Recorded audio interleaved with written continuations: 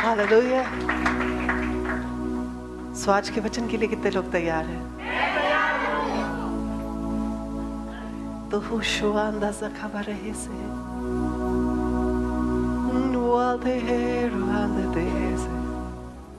जितने लोग वचन के लिए तैयार हैं बोले मैं वचन के लिए तैयार हूं। परमेश्वर मुझसे बात करे। क्या आप में से कभी किसी ने यह सोचा है या महसूस किया है कि आपने जो प्रार्थना है की प्रार्थनाओं को जवाब ही नहीं आया? मुझे नहीं लगता यहां पर इस छत के नीचे बैठे हुए या ओवरफ्लो सेक्शन में बैठा हुआ कोई भी जन ऐसा होगा जो कहेगा नहीं नहीं जी मैंने जो जो प्रार्थना की साथ के साथ ही जवाब आ गया।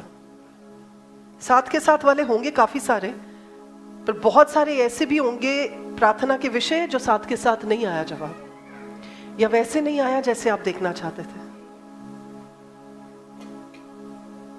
सो आज का वचन आपके लिए है।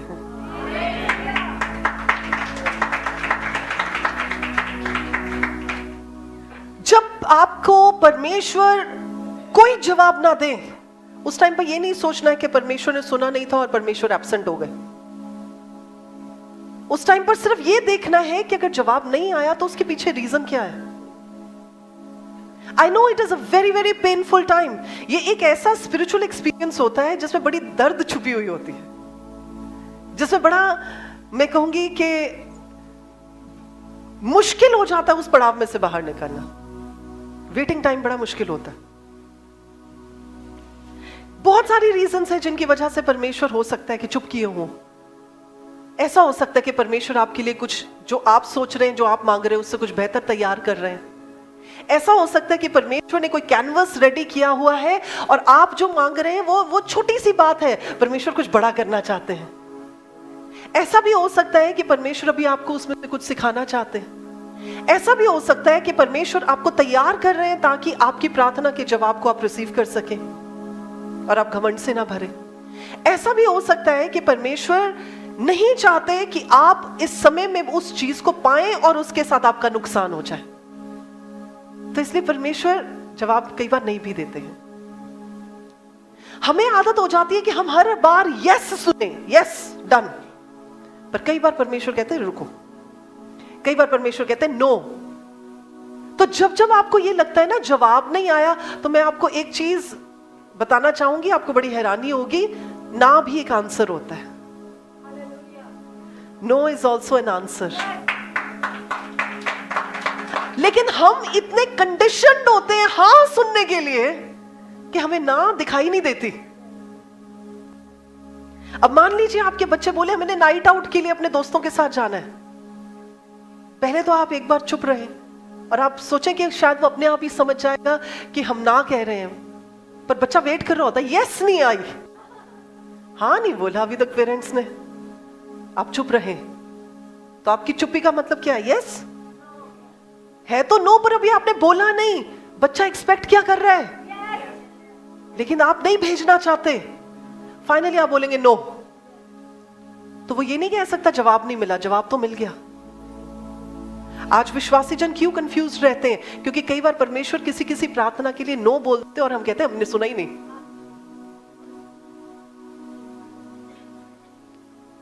किसी की बेल रिंग हो रही है, बोलो हो पास्टर जी ना तो कितनी बार सुना, पर हमने सोचा शायद ये प्रभु की ओर से नहीं था। कई बार परमेश्वर कहते हैं अभी नहीं, ये भी आंसर है। तो हर एक प्रार्थना का जवाब आता है, कभी हाँ में आता है, कभी ना में आता है, कभी आता है रुक जाओ,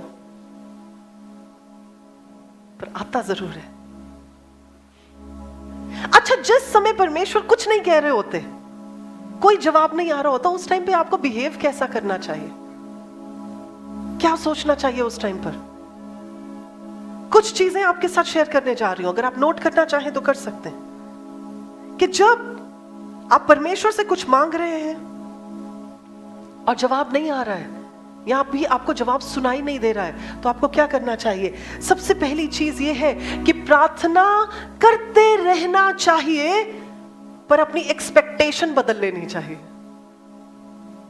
अब जब बच्चा आपसे पूछे मैं अपने दोस्तों के साथ नाइट आउट के लिए जाऊं, मैं अपने दोस्तों के साथ नाइट आउट के लिए जाऊं, मैं जाऊंगी ना जाऊं, मैं जाऊंगी ना जाऊं, तो क्या होगा? अगर आप चुप रहते हैं तो पूछ तो फिर भी रहा है, पर उसकी एक्सपेक्टेशन चेंज हो गई है। समझ पा रहे हैं इस बात को? तो प्रार्थना तो करते रहे। लूक 18:1 में लिखा है प्रार्थना करते रहो, निरंतर प्रार्थना करते रहो, पर हियाब ना छोड़ो। ये नहीं कहना कि परमेश्वर ने हाँ में जवाब नहीं दिया तो इसलिए प्रार्थना नहीं करनी। प्रार्थना करते रहे। अगर आपकी सेहत के पक्ष से है, आपके घर के पक्ष से है, अगर आपके फैमिली के रिलेटेड है, अगर आपके फाइनेंसेस के रिलेटेड है, अगर आपकी जिंदगी के रिलेटेड है, अगर किसी ऐसी इंपॉर्टेंट बात के रिलेटेड है जो आपके लिए बड़ी मायने रखती है, मांगते रहे, प्रार्थना करते रहे। यहां लिखा है नित्य प्रार्थना करना और हियाब ना छोड़ना। Men always ought to pray and not lose heart. छोड़नी नहीं है कि प्रार्थना करनी, छोड़ ही दो जी, जवाब नहीं आया छोड़ ही दो, प्रार्थना करते रहना है। दूसरी चीज, जब आपको परमेश्वर जवाब नहीं दे रहे हैं उस टाइम पर खफा नहीं हो जाना है। उस टाइम पर यह कहना है परमेश्वर मुझे सिखाएं कि एक्चुअली आप इस सिचुएशन में मुझे सिखाना क्या चाहते हैं, मुझे बताएं कि क्या सिखाने के लिए आप चुप कर गए, किस चीज को आप मेरी जिंदगी में इस पेशेंस के साथ, इस वेटिंग के साथ लाना चाहते, मैं उसके लिए तैयार हूं। जब परमेश्वर चुप होते हैं ना, ये हमारा टाइम होता है कुछ नया सीखने का। घर पर बैठकर आप कुछ नया नहीं सीख सकते, उसके लिए आपको एफर्ट करना पड़ता है। अगर आप स्टूडेंट हैं तो आपको स्कूल, कॉलेज, इंस्टीट्यूट्स में जाना पड़ता है। अगर आप विश्वासी हैं तो आपको फेलोशिप में, कलीसिया में आना पड़ता है। अगर आप एम्प्लॉई हैं तो आपको ऑफिस जाना पड़ता है। आप किसी भी क्षेत्र में कुछ सीखना चाहते हैं, आपको एफर्ट करना पड़ता है। स्पिरिचुअली अगर आप कुछ सीखना चाहते हैं, आप उस समय में एफर्ट करते हैं जब परमेश्वर चुप हो जाते हैं। तभी पहले पॉइंट को दोबारा से रिहर्स करेंगे, प्रार्थना करते रहें, हियाब नहीं छोड़ना है। पर आपकी बात क्या होनी चाहिए परमेश्वर के सामने? प्रभु मुझे वो बताएं जो आप सिखाना चाहते हैं इस पूरे के पूरे समय में। क्योंकि जब परमेश्वर चुप होंगे ना, तो परमेश्वर आपकी जिंदगी में कुछ काम करने के लिए रिलीज कर रहे होंगे। तभी जब आप वचन में पढ़ते हैं, याकूब की पत्री चैप्टर नंबर 1 वर्सेस 2 से लेकर 4 तक लिखा है, हे मेरे भाइयों, जब तुम नाना प्रकार की परीक्षाओं में पड़ो तो इसको पूरे आनंद की बात समझो। तो ये परीक्षा का समय कौन सा होता है? जब परमेश्वर चुप होते हैं। ये परीक्षा का समय कब होता है? जब आपको कोई जवाब नहीं मिल रहा होता। ये परीक्षा का समय कब होता है? जब आप वेट तो कर रहे होते कि मेरे हिसाब से चीज और आपके हिसाब से काम ही नहीं होता है। उस समय दुखी नहीं होना, उस समय खुश हो जाना है। क्यों? क्योंकि लिखा है, ये जानो कि तुम्हारे विश्वास के परखे जाने से धीरज उत्पन्न होता है, और धीरज अपना काम पूरा करके क्या करता है? आपको सिद्ध बना देता है। That is the time you should ask God, Lord, इसका मतलब अगर आप जवाब नहीं दे रहे तो ये मतलब हुआ कि आप मुझे परफेक्शन की ओर लेकर जा रहे हैं। थोड़ी देर रेस्टोरेंट में टाइम ज्यादा लग जाए तो हम लोग कैसे बिहेव करते हैं? कभी हम किसी को बुलाते हैं, कभी हम किसी को बुलाते हैं, अगर कोई बात ना सुने तो हम कहते हैं मैनेजर को बुलाए, इतना टाइम हो गया अभी तक खाना नहीं लगा। हमें आदत पड़ गई सब कुछ जल्दी जल्दी खाने की, जल्दी जल्दी पाने की, जल्दी जल्दी हमें होता है हमारे पास सब कुछ आ जाए। पर परमेश्वर का राज्य हमारी नॉर्मल रूटीन के हिसाब से नहीं चलता, नॉर्मल राज्य के हिसाब से नहीं चलता। It is not AI generated, it is God generated. It takes time. Ask God. तभी जब आप उस पूरी चीज में से निकल जाते हैं ना, तो बाद में आप लुक बैक करके बोलते हैं, मुझ में तो इतनी पेशेंस नहीं थी, पता नहीं कहां से आ गई।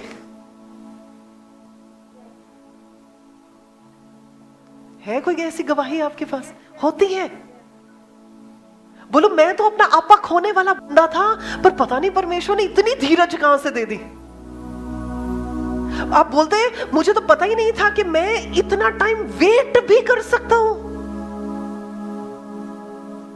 That is when God is perfecting you. ये दूसरी चीज है. उस वेटिंग टाइम में, उस समय में जब प्रार्थना का जवाब नहीं आ रहा है, तो आपको ये कहना है, परमेश्वर प्लीज मुझे सिखाएं कि आप क्या मुझे मेरी जिंदगी में डाउनलोड करना चाहते हैं, क्या मुझे दिखाना चाहते हैं, मुझे उसके बारे में बताएं. तीसरी चीज, be honest with the Lord. कि हाँ जी प्रभु, मैं तो ये चाहता हूं, पर फिर भी एक काम करता हूं, मैं अपनी रजा को सरेंडर कर देता हूं.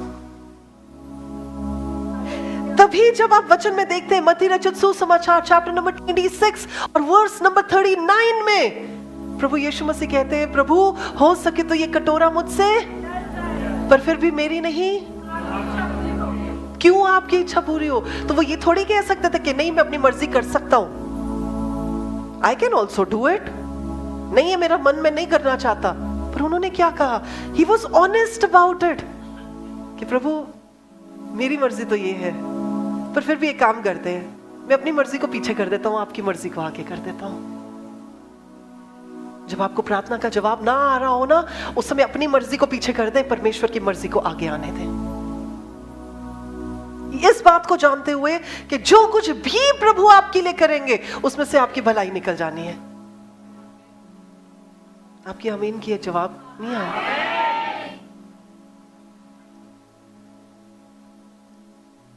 तो यहां पर लिखा है कि फिर और थोड़ा दूर जाकर प्रभु यीशु मसीह ने क्या किया, मुंह के बल गिर गए और ये प्रार्थना करने लगे कि हे मेरे पिता, यदि हो सके तो ये कटोरा मुझसे टल जाए, तो भी जैसा मैं चाहता हूं वैसा नहीं, जैसा आप चाहते हैं वैसा ही हो.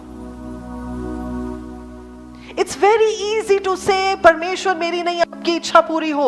It is very easy to speak कि प्रभु जी चले आपकी इच्छा मेरी इच्छा. नहीं होता है. आपकी इच्छा मेरी इच्छा का मतलब एक्चुअली पता क्या होता है, मायने इसके क्या होते हैं.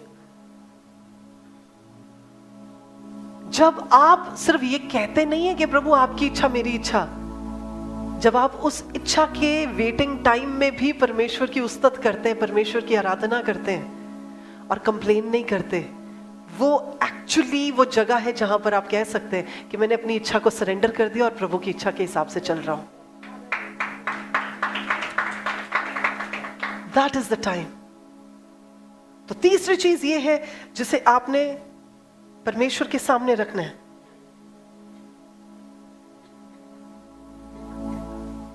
चौथा काम, ऐसा नहीं है कि हाँ परमेश्वर ने मेरी प्रार्थना का जवाब नहीं दिया तो अब जी मैं अपनी मर्जी करना शुरू हो जाऊंगा. फोर्थ काम, फिर भी आज्ञाकारिता में चलते रहे. कुछ नहीं दिखाई दे रहा, फिर भी आज्ञाकारी होकर चले. कुछ नहीं सुनाई दे रहा, फिर भी आज्ञाकारी होकर चले. कुछ नहीं समझ में आ रहा, फिर भी आज्ञाकारी होकर चले. रिबेलियस नहीं हो जाना छोटे बच्चों की तरह, टॉफी नहीं लेके दी अब नहीं उन्हें कहना मानना. मेरी मर्जी के चिप्स नहीं आए तो अब नहीं मैंने आपकी बात को सुनना, ऐसे नहीं बन जाना. आपने कैसे बनना है, आपने कहना है परमेश्वर चाहे मेरी प्रार्थना का जवाब आया कि नहीं आया, पर फिर भी मैं आपके वचन के अनुसार आपकी ओबीडियंस में होकर चलने के लिए तैयार हूं. That should be your attitude जब आपको जवाब नहीं भी आया तो. और यहां पर आप देखिए वचन में क्या लिखा है, हबक्कूक की किताब चैप्टर नंबर 2, हबक्कूक की किताब चैप्टर नंबर 2 और वर्सेस नंबर 3 और 4 लिखे, क्योंकि इस दर्शन की बात नियत समय में पूरी होने वाली है. नियत, that means there is a time. परमेश्वर आपकी प्रार्थना का जवाब देंगे.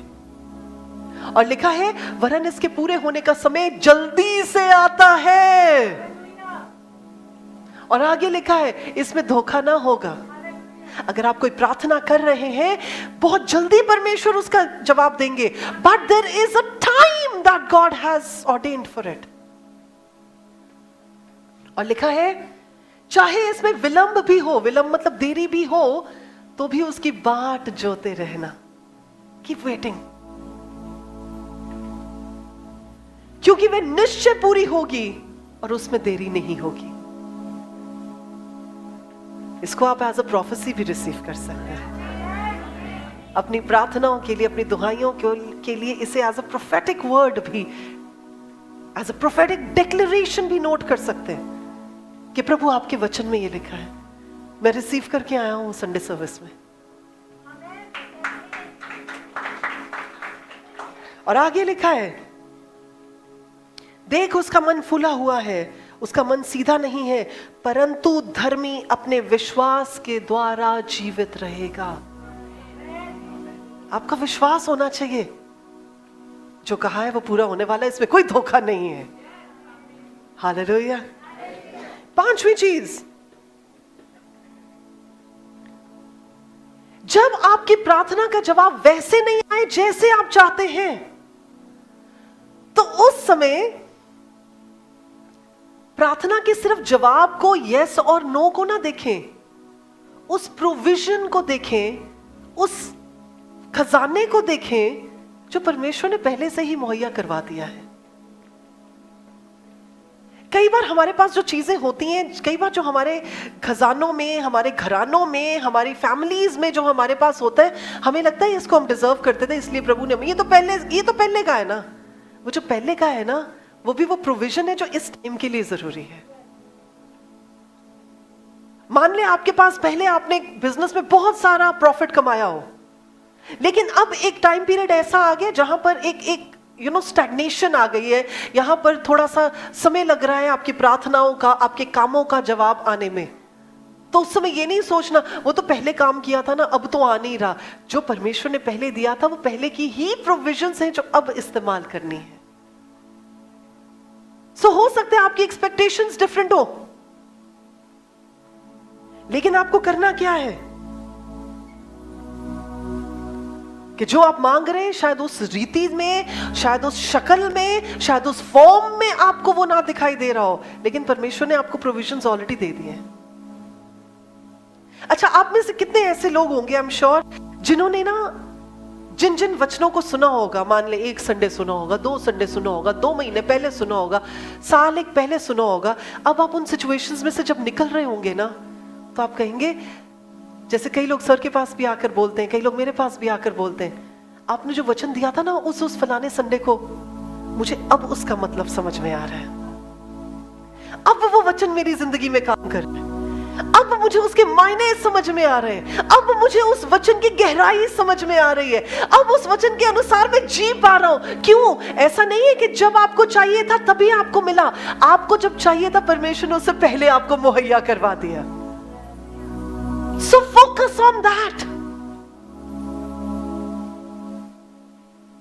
वो आपके हेल्थ में हो सकता है, आपके घर में हो सकता है, आपके परिवार में हो सकता है, आपकी जॉब में हो सकता है, किसी भी रीति से हो सकता है।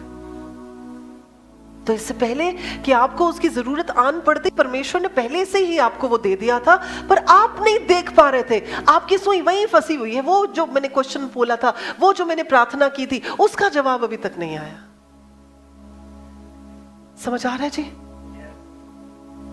क्लियर हो रहा है? परमेश्वर का धन्यवाद हो। 5वीं चीज ये है जो मैंने आपको बताई कि उस एक्सपेक्टेशन को, जैसे आप चाहते हैं कि प्रार्थना का जवाब आए, अगर नहीं आ रहा तो अपने पर्सपेक्टिव को चेंज करके, नजरिए को चेंज करके देखें कि प्रभु ने मुझे इससे पहले क्या क्या चीजें दे दी हैं। देखिए काफियों का सिर हिल रहा है, यस यस हालेलुया।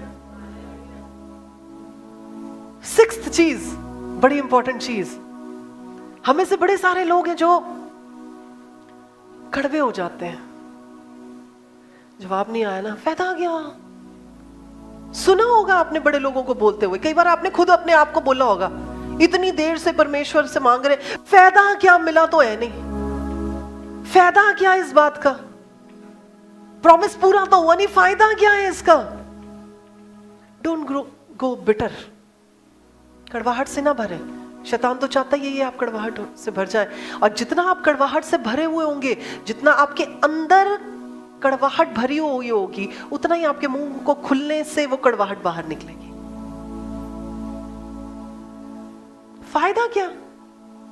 मैं कहती हूं कोई फायदा नहीं हुआ अगर आपको, मान ले कोई फायदा नहीं हुआ परमेश्वर को मानने से, तो एक फायदा तो जरूर है जो आज भी, जिसके लिए आप खुशी मनाएंगे, और जब आप मर जाएंगे परमेश्वर के सामने जाएंगे तब भी खुशी मनाएंगे, और वो ये है कि आपका नाम मेमने की पुस्तक में, आपका नाम जीवन की किताब में लिख दिया गया है, जहां से इरेज नहीं किया जा सकता है। फायदा ये है कि यहां चाहे आप दुखी हो रहे हैं, वहां आपको आग की झील में झुलसना नहीं पड़ेगा। यही फायदा है। फायदा ये है, यहां पर चाहे 80 साल तक भी आपको जवाब नहीं आया, उसके बाद जब आप परमेश्वर के पास चले गए, वहां पर आपको जवाब दिखाई देंगे। आपको अपने चॉइसेस के, जो आपने यहां पर धरती पर रहते हुए की हैं, उन चॉइसेस का अंजाम, नतीजा आपको देखने को मिलेगा। And the best part is, यहां पे तो 80 साल 100 साल ही लगा लेंगे, ऊपर तो हजारों साल। किस में रहना चाहेंगे? आग की झील में तड़पते हुए? मुझे तो नहीं लगता हम में से कोई भी रहना चाहेगा।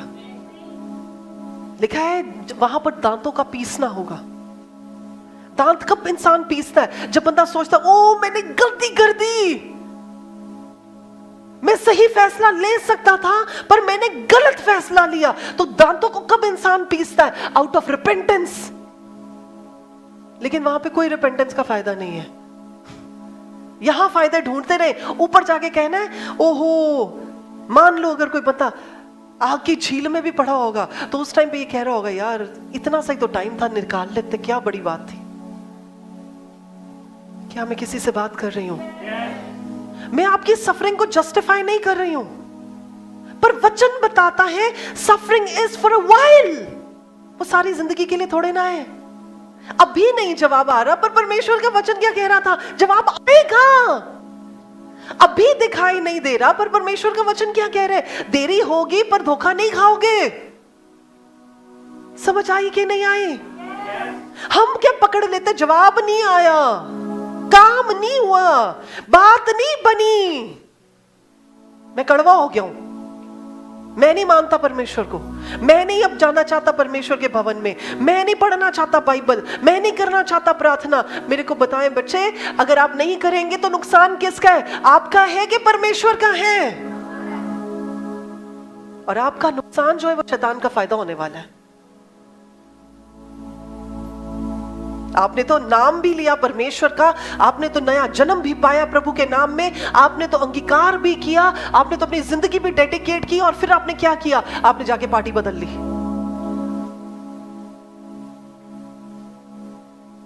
अगर हमें समझ आ रहा है तो बोले प्रभु आपका धन्यवाद हो। Don't get bitter. नहीं आया तो नहीं आया जवाब। जवाब कौन सी ट्रॉफी थी जो हमने अपनी शेल्फ पे लगानी थी? नहीं आया तो नहीं आया, इससे बेटर हो जाएगा कुछ। क्या ये वचन किसी से बात कर रहा है? तो जब आप डिसअपॉइंटेड हो जाते हैं, जब आप डिस्करेज हो जाते हैं, तो ये पता क्या काम करता है? आपकी खुशहाल जिंदगी के अंदर जहर को घोलने का काम करता है। पीते रहे रोज, कितने दिन खुश रह लेंगे पी के? जो बंदा जहर ही रोज पी रहा है तो उसकी जिंदगी कितनी खुशहाल रहेगी। यहां पर एक वचन है, इब्रानियों की पत्री 12 का 15।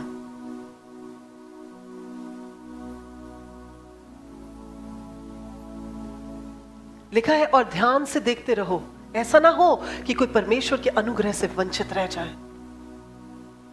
Be watchful. आपने वॉर मूवीज देखी हैं कभी? लड़ाई वाली फिल्में? अब ये मत कहना हमने फिल्में नहीं देखी कभी, सब देखी होंगी, कोई तो देखी होगी। तो जब पोस्ट पे फौजी तैनात होते हैं, हमारे पास भी बहुत सारे आर्मी के बंदे हैं, आर्मी के, बीएसएफ के, पैरामिलिट्री के, तो जब आप तैनात होते हैं और आप वॉच कर रहे होते हैं, चाहे रात का पहर है चाहे सुबह का पहर है, आप क्या कहते हैं? मैं सोने लगा हूं, नींद आ गई मुझे मेरी ड्यूटी पे। क्या करते हैं? लापाजी की करते हैं, जब तैनात होते तो क्या करते हैं? अलर्ट रहते हैं। जब आपकी रात को ड्यूटी होती थी तो आप क्या कहते थे? मुझे नींद आ रही है। क्या, मैं उनसे पूछ रही हूं, हाँ जी, क्या कहते थे? एग्जैक्टली आप वॉचफुल रहते हैं ताकि मेरे कारण मेरी कैंटोनमेंट, मेरे कारण मेरा कैंप, मेरे कारण मेरे साथी जो हैं वो सुरक्षित रह सके। यहां पर क्या लिखा है? और ध्यान से देखते रहो। ये नहीं कि मेरा ध्यान नहीं है प्रभु, मैं बिटर हो गया हूं, मैं नहीं देख रहा। लिखा है देखते रहो। पड़ोसी को हिलाएं और कहें देखते रहें। लिखा है ऐसा ना हो कि कोई परमेश्वर के अनुग्रह से वंचित रह जाए। प्रभु का ग्रेस इज फ्लोइंग बेटा, it is flowing in your life. लेकिन अगर आप खुद ही अपने आप को उस ग्रेस के बादल से हटा देंगे तो ग्रेस तो फ्लो कर रहा है, आप ही हट गए ना। परमेश्वर ने तो नहीं आपके लिए कुछ गलत किया। Grace is not just about कि हाँ जी मुझे कुछ बढ़िया चाहिए था, वो परमेश्वर का अनुग्रह हो गया और मुझे मिल गया। ग्रेस इज दिस ऑल्सो कि मुझे नहीं चाहिए था पर परमेश्वर ने हियाब दिया, परमेश्वर के अनुग्रह ने मुझे उस समय में संभाला जब मैं अपने आप को संभाल नहीं सकता था। तो लिखा है वॉच आउट, परमेश्वर के अनुग्रह से वंचित ना रह जाए। और लिखा है यहां कोई कड़वी जड़ फूट कर कष्ट दे। यही तो वो टाइम होता है जब शैतान वेट कर रहा होता है। ओ जी करो जी करो जी करो जी, हो गया बिटर, चलो जी दी रूट और स्ट्रॉन्ग करो। और आप उसको कह रहे होते हैं एक काम करते हैं, रूट शुरू हो गई, बाकी पानी पूनी मैं खुद ही दे दूंगा, तो टेंशन ना ले। और आप में से काफी लोग जो हंस रहे हैं और मुस्कुरा रहे हैं ना, वो ऑलरेडी ये काम कर रहे हैं। हाँ जी बेटा, दिख रही मुझे आपकी शक्लें, लुका लो। आप ऑलरेडी ये काम कर रहे हैं। ऐसा ना हो कोई कड़वी जड़ फूट जाए। कौन सी है ये कड़वी जड़? अगर तो उसी समय आपने संभाल लिया तो बचाव है, अगर उस समय आपने नहीं संभाला उसने पेड़ बन जाना है। मत्ती रचित सुसमाचार में ये बात कही गई है, कहते हैं कि सरसों का जो राई का दाना होता है वो कितना होता है? नहीं, बहुत ज्यादा छोटा होता है। क्या लिखा है उसमें लिखा है कि राई का दाना सबसे छोटा होता है, लेकिन जब वो बीजा जाता है और वो उगता है, लिखा है सब साग पात से बड़ा हो जाता है। आपको जब वो बिटरनेस दिखाई नहीं दे रही, वो कड़वाहट दिखाई नहीं दे रही है, वो आपके लिए एक छोटा सा बीज है। छोटी सी तो बात है, मैं परमेश्वर से नाराज हूं। छोटा सा तो काम है, परमेश्वर ने किया नहीं, अब मैं परमेश्वर से नाराज हो गया हूं, मैंने मुंह बना लिया। ये तो एक बड़ा कॉमन डायलॉग है ना, मुंह बना लिया। तो आपने क्या किया? आपने वो कड़वी जड़ को मौका दे दिया। देखने में छोटी सी लग रही थी बात, छोटा सा काम लग रहा था। अब आपने क्या किया? आपने उसको ऐसा मौका दिया, आपने उसको वाटर किया, अब वो बड़ा सा पौधा बन गया। और आप वचन में पढ़िएगा, वहां लिखा है और क्या होता है कि सारे जितने भी पक्षी हैं वो आकर उसके ऊपर डेरा डाल लेते हैं।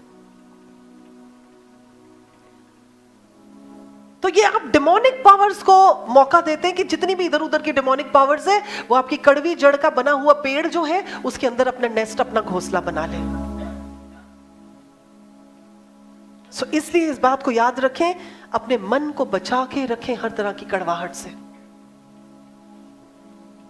अपने मन को यह समझाएं नहीं हुआ तो नहीं हुआ, कोई बात नहीं। परमेश्वर,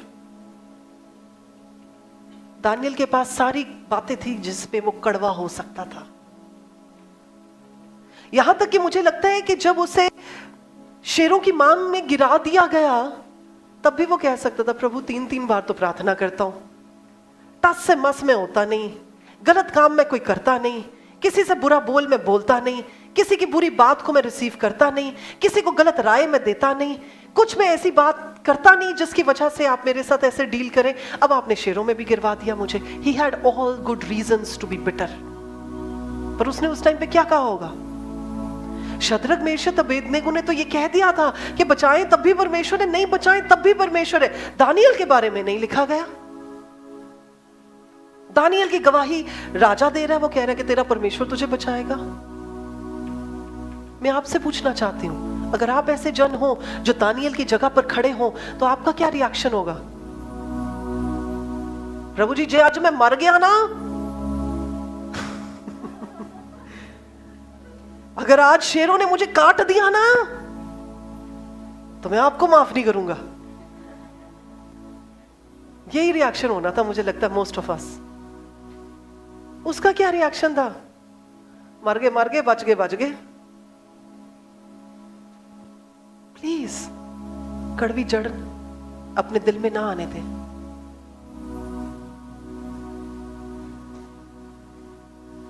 क्या ये वचन किसी से बात कर रहा है? प्रभु का धन्यवाद हो। 7वां काम जो आपको करना है, प्रार्थना में बैठ के ना परमेश्वर से पूछे, प्रभु आपने आज तक मेरे साथ कौन कौन सा अच्छा काम किया? आओ जरा दसो फिर तुसी मेरे नाल की वधिया काम किए। नहीं, इट इज वेरी प्रैक्टिकल। याद करें, अच्छा परमेश्वर साल पहले क्या क्या काम हुआ था? अच्छा मेरे पास नौकरी नहीं थी, आपने मुझे नौकरी दे दी। मेरी गाड़ी में पेट्रोल नहीं था, अचानक से कोई आ गया, उसने मेरे पेट्रोल डलवा दिया। अच्छा प्रभु मैं फला जगह से जा रहा था और बड़ा मुश्किल था वो पैच कवर करना, आपने अपने स्वर्गदूतों को साथ खड़े कर दिया और मैं बिल्कुल अनहार्म्ड उस जगह में से निकल गया। क्या कर रहे हैं आप अपनी पुरानी टेस्टिमनीज को याद कर रहे हैं।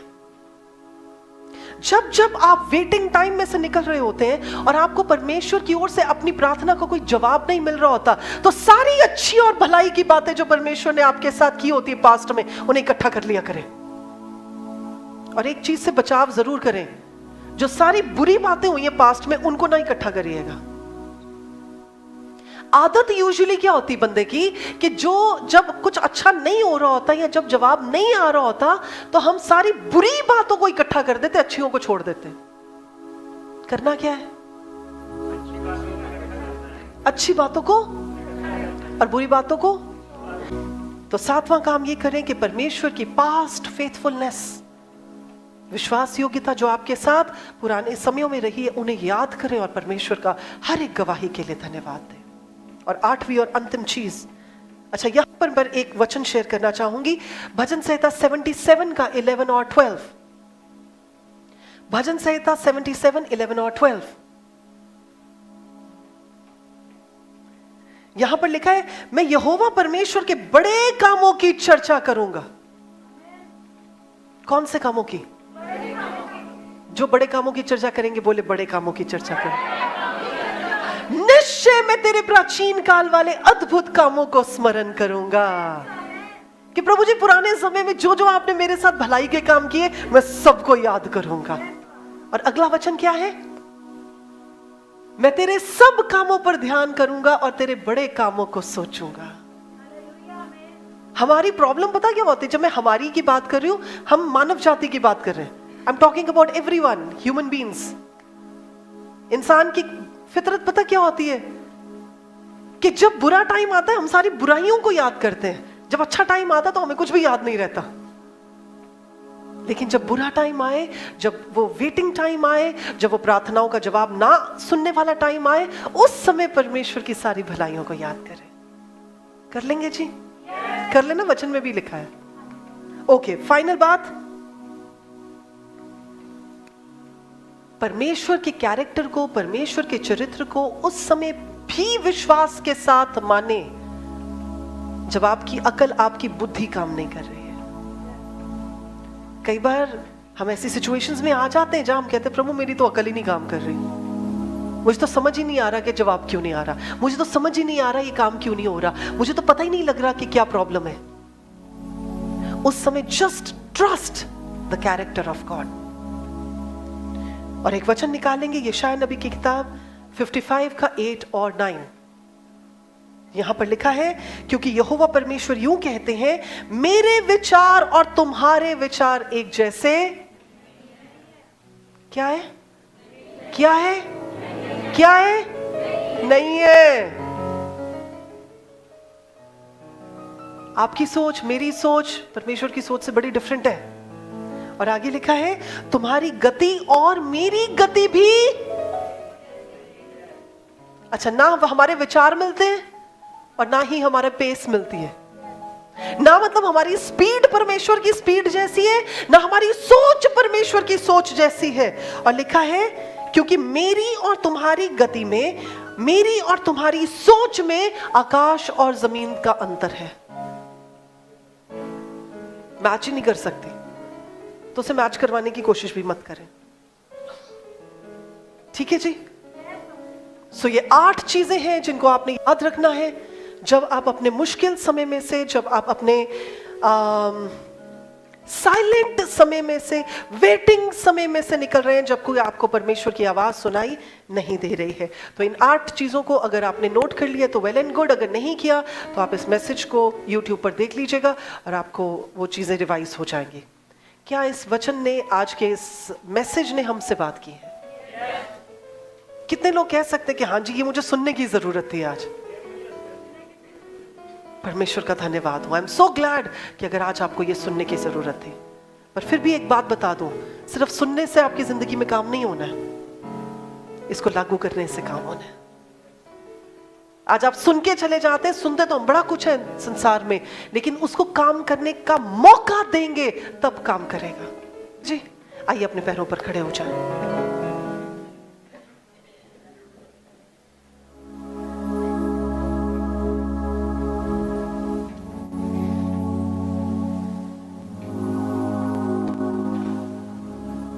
अपने हाथों को स्वर्ग की ओर बढ़ाएंगे। परमेश्वर पिता, हम आपका धन्यवाद देते हैं, इस वचन के द्वारा आपने हमसे बात की है। प्रभु, मैं खास तौर पर उन लोगों के लिए धन्यवाद देना चाहती हूं जिनसे आपने आज रूबरू होकर बात की है।